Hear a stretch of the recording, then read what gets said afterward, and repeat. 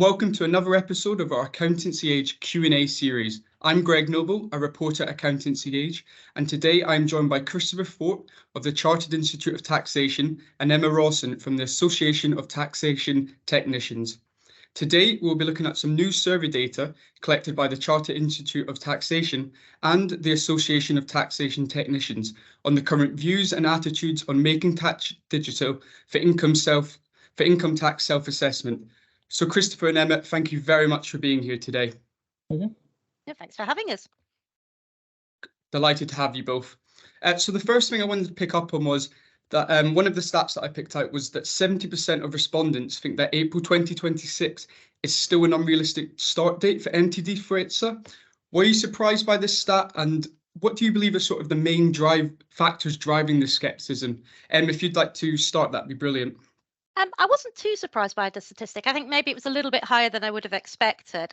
I think the scepticism is partly driven by awareness of what a big task we have ahead of ourselves still, and that time is passing. And, we're only talking 2.5 years, really, aren't we, from now? And also, I think the repeated delays we've had in the past have kind of built this expectation in that, it'll probably get knocked back again. And then finally, one thing that I think maybe isn't appreciated is that there is quite a lot going on behind the scenes within HMRC, and Chris and myself know that because we engage with them a lot, but I don't think that's necessarily visible to the wider agent community very much. So I think there's a feeling out there that there's not a lot going on, which isn't quite true. There is quite a lot going on behind the scenes, but HMRC have not to date not been great at communicating what they're up to. I don't think it's fair to say. So I think it's a combination of factors, a sort of used to there being a delay and an assumption there will be, acknowledgement that we've got a big task ahead of us, and then a feeling that maybe things are not progressing as fast as people would like. You look at the pilot still being quite closed off, that's not been opened up properly yet. You can kind of see where that attitude is coming from. And in terms of you talk about the things going on behind the scenes, do you think that if people were made aware of what was going behind the scenes, sort of activities that HMRC are doing at the moment, do you think that would maybe ease some of the scepticism surrounding MTD? Yeah, I think it's a difficult line for HMRC to walk, in all fairness, because a lot of the discussions we have to be kept confidential, the nature of them, because, they are policy based. I think, we try and do our little bit, our emails to members that we send each week and things like that. We talk about where we've had meetings with HMRC.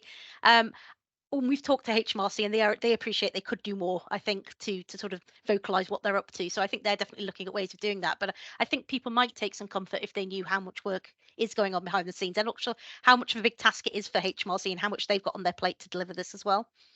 And you mentioned the delayed date that we're now approaching.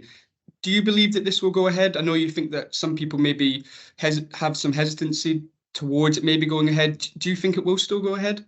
Now, I've been caught out by this in the past when I've always gone, we'll definitely not have another delay, and then we've had one. So never say never, I would always say. I'm moderately confident with the sort of reduced population we're bringing in from April 2026, that could go ahead. So we're only bringing in the people on over £50,000, which is quite a small subset actually of the total MTD population. So it's less of a big ask than what we had before, which was this big bang with everybody in at the same time. So I'm going to go out there and say I'm moderately confident that 2026 will go ahead. But as I say, I have been proven wrong in the past. And with all this public worry at the moment, what do you believe HMRC could maybe do currently to put some of this public worry at rest and reduce some of the scepticism surrounding MTD and in particular its introduction date? I think we'll maybe see a little bit more of this as we go through into the autumn, when things like we're expecting an announcement on what's happening with the under 30k population. We might see a bit more talk about what the shape of the rules are going to look like. So I think HMRC could do a little bit more to talk about the decisions that are going on behind closed doors almost at the moment, and the work that's going on there. I think also one thing they could do is talk about how much work they've got to do. So maybe be a little bit more open about how big a job it is from the IT side and the organisational side within their front. So I am thinking that's going to improve, and I think when we see the pilot open out more going into next year and the year after that will also help with this feeling that we are going ahead. But I think it's dangerous for us to assume that there will be a delay, because then if we do that, agents won't be ready, the taxpayers won't be ready, and we do need to start laying the groundwork now, really. Absolutely. And one of the other key statistics I wanted to pick out from your survey was that 86% of respondents were opposed to extending MTD for ITSA to taxpayers with incomes under 30,000. With the scepticism towards that this statistic, do you believe that HMRC will listen to this and possibly alter this going forward? Or do you believe that HMRC will just stick to its guns and keep this one going? Ooh, that's a tricky one. There's been lots of conversations about this, and HMRC are very much have listened to the challenges in that population. I might bring Chris in here to see if he's got a feel, but I think we can't really say at the moment. It will ultimately be a ministerial decision. So it's not up to HMRC. It is up to ultimately the ministers to decide, because it is a big structural policy thing. I don't know. What are your thoughts, Chris, on that one? Yeah, I'd agree, Greg, largely with what you said there. The fact is we've got a huge hurdle to overcome with people who have never completed quarterly returns, and there's even questions about the whole concept. Why are we doing this? And again, Emma's right in saying that HMRC don't seem to be particularly upfront. Why are we doing this? Here's the transparency. Here's what is going on behind the scenes, because yeah, there's an awful lot going on behind the scenes, but it's all about perception. People don't realise that. They're seeing a system which they've never done before. They don't know why it's happening. It's been delayed, twice already. Yeah. I think as to, is it going to be cancelled again? Again, I share Emma's view. I don't think so. I think the fact that it's been staggered, there's been a staggered entry. We've got the £50,000 and the 30. That was a very useful concession. So it's not going to be quite the cliff edge as it has been. I mean, as for the question as to whether £30,000, again, that's with the minister at the moment. The feedback we've certainly had is that it shouldn't happen, that 30,000 is a reasonable limit. People are reasonably happy that that's a good one to work with. As to whether they're going to go ahead with it or not, it's not for us or for HMRC. We've got no insight into that really, because it is entirely up to them. I mean, we've made our position clear that, you know, and certainly from our members' view, that we would rather it not go to 30,000. But say originally it was at 10, so you can see HMRC will want to bring something in at that level. Their view very much is that there's still a lot of errors going on for those lower, you know, that's their target market. They clearly want something to happen there, but I think they do acknowledge the difficulties. So I think it really could go either way. I'm very reluctant to come off the fence there. I'm sorry. Yeah, no, you're right, Chris. There's that real tension in the policy there, that the under 30k population are going to be the ones who are most challenged by the introduction of MTD for ITSA. But then on the other hand, HMRC and ministers see that's where the tax gap saving possibly is in that smaller income population. Yeah. And it's that sort of, you know, that tension, that's what makes it so hard to decide, I think, which way the ministers will go. Yeah, it is. And HMRC's rationale for the whole thing is trying to close the tax gap. So you've got this group of taxpayers that in their mind are the biggest offenders in that view. So that's where they want to go. But yeah, who knows? We'll just have to wait. It's almost like trying to find that happy medium between closing the gap and keeping everyone happy. And I think the staggered, I think the change that we had bringing in the staggered view did do that to a large extent. I think that was a very good move. That was certainly a very welcome move. It's just we're now seeing the second half of that. Are they going to sort of follow that through by recognising that, you know, maybe we need a bit of time for this to bed in before looking at 30,000? But from HMRC's perspective, so that those are the people they're gunning at. So yeah, there is very much a bit of a tension as to which way to go. I think we're certainly hoping that if it goes below 30, it'll still be above the 10 that was originally proposed, because I think everybody, you know, I don't think I came across any stakeholders who were really in support of 10 as a threshold. No, I think that was, absolutely. Yeah.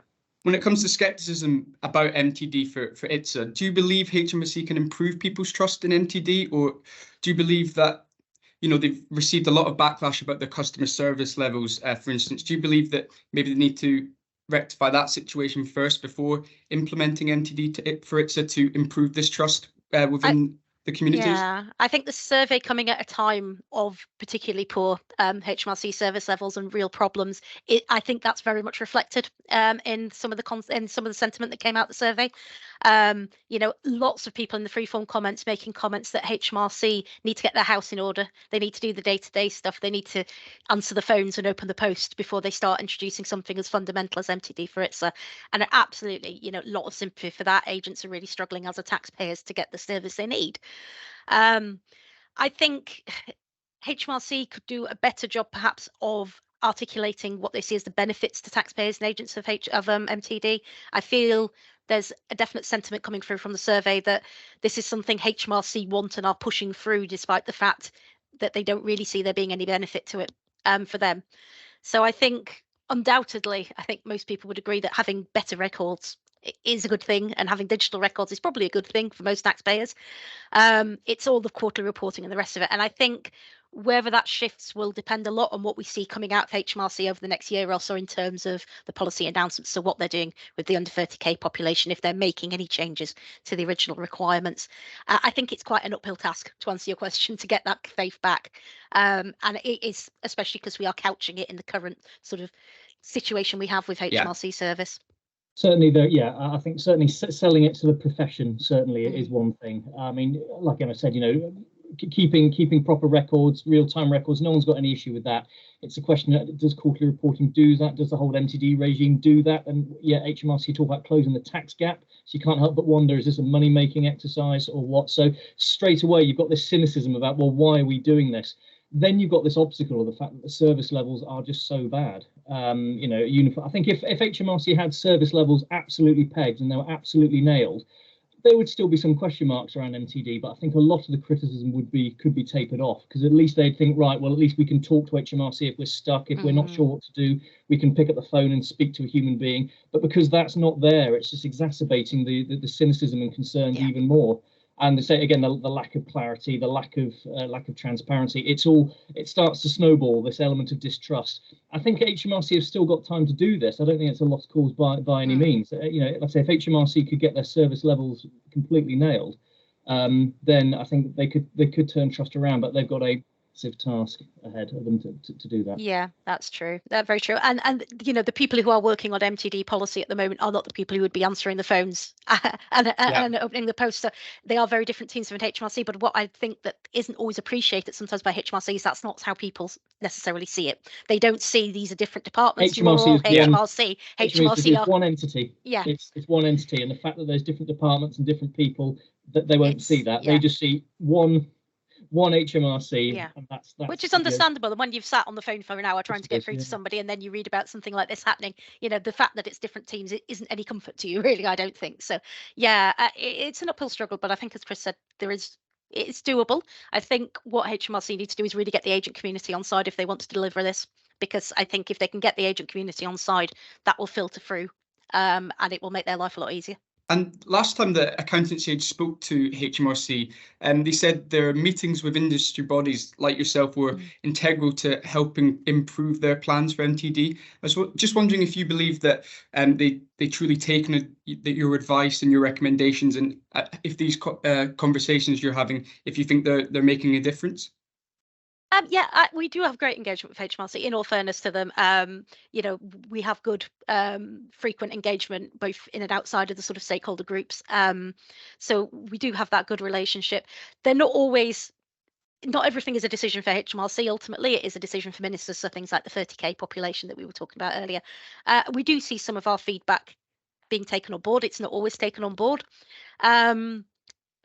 But I think it's important that we have those meetings, because we are putting across the views of our members and things like the survey that we have shared with HMRC. So they're hearing from the people who are going to implement this in practice about the problems. And I think we do have a sympathetic ear. Whether we make a material difference in the ultimate outcome of the policy, we would like to think we do, but it's not always the case.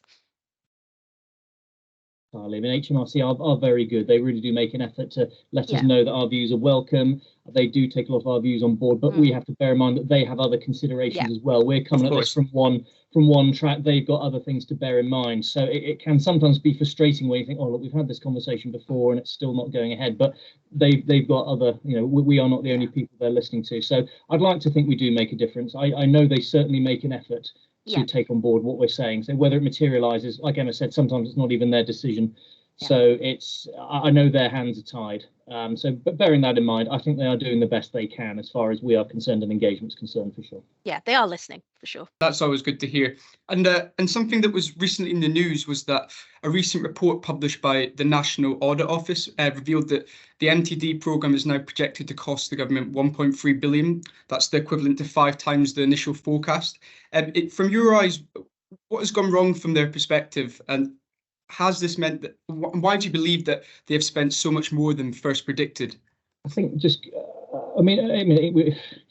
very often public sector spends go over forecasts. It's not, amazing piece of news, but the fact is this is a major change. And as Emma said, there's an awful lot going on in the background. They've got an awful lot to do. And I think I think they've just realised that there is more to do than they thought. I don't think there's any, incompetence, negligence. I don't think there's anything about that. They've just taken on an absolute mountain. And it's largely with engagement with us and constantly fine-tuning that they realise, oh, we've got that to bear in mind as well, and oh, we hadn't considered that. So it's unfortunate. It happens a lot in government, but they've got a major task to do, so it's going to cost a lot of money. Yeah, the repeated delays have definitely added up as well. I think on the original timescale back in 2015, we should have all been merrily into MTD for several years now, but obviously we're not there. So the repeated delays are part of the cost, but also a symptom of what Chris has been talking about there, that just every time you lift a stone up, you're finding something. I think HMRC's back-end IT infrastructure has needed a major upheaval as part of this, which again is something I think that isn't it's no secret, but it's not widely known, I don't think. So they're having to move people across to new mainframes, taxpayers as part of this. So there's lots of work on their side, as well as in terms of what it means for the taxpayers and agents and getting ready. So I think it's unsurprising that we've seen that overspend, given how much we've had to delay things and look at things again and reassess. I think that's about all we've got time for today. Emma and Christopher, thank you very much for your time again. It's a very interesting conversation. I think, as you both pointed out, only time will tell, and hopefully it is a tough task, but hopefully the scepticism towards MTD for ITSA can change. Once again, thank you for your time, and hope you enjoy the rest of your day. Thank you very much. Thanks so much, Greg.